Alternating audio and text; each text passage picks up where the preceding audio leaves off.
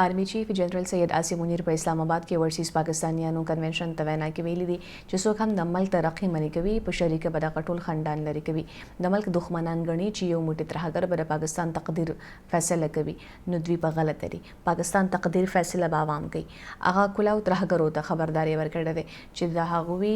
لس نسلونه هم د بلوچستان او پاکستان هیڅ نشي کولی بلوچستان د پاکستان تقدیر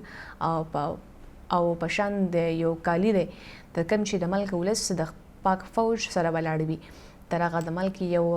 امتحان په اسانۍ سره لوی کول شو